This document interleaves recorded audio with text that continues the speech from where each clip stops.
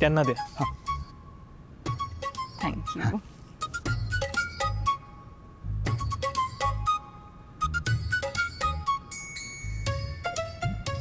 नकोय मला. ही आहे काय?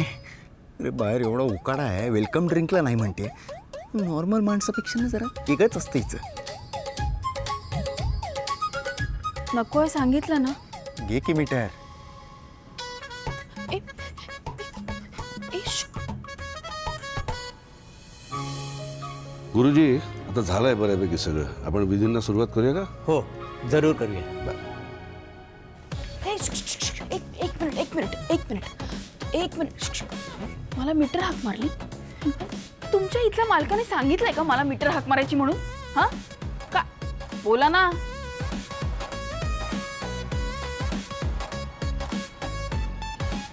एक मिनिट. क्वार्टर तू?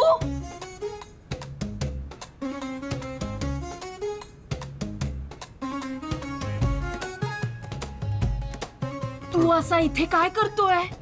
हा, तुला कळतंय का इथे? ऐक ना तुझा. तू काय, मी काय म्हणते, तू इथे काय ऐकून घे. माझा हात सोड. हे बघ, माझं नाव मोठ्या मी सगळ्यांसमोर घेऊ नकोस. तू का वागतो असा? म्हणजे स्वतःच्याच घरी चोरासारखं काय येतो तू? अरे असतात काही गोष्टी मी तुला आता नाही सांगू शकत. सांगू शकत नाहीस का पळवाट शोधतोय? अरे मी काय? हे बघ, तुला खूप चांगलंच माहिती आहे माझं आणि बाबांचं रिलेशन. हा मग त्याला आहेत काही कारण आहेत. आता मला त्याच्या खोलात शिरायला लावू नकोस. हे बघ ज्योती, आत्याची अशी इच्छा आहे की मी हा साखरपुडा अटेंड करावा. आणि बाबांना जर मी इथे दिसलो तर त्यांना नाही आवडणार, आणि आत्याला जर मी इथे नाही दिसलो तर तिला नाही आवडणार. म्हणून हे असं सगळं चालू आहे. तुला एक सांगू? हा बोल. हे बघ, तू ना दारू सोड. अरे हे सगळं दारूमुळे होत आहे. दारू अत्यंत वाईट गोष्ट आहे. ती जर सोडलीस ना तर सगळ्यांचं भलं होईल.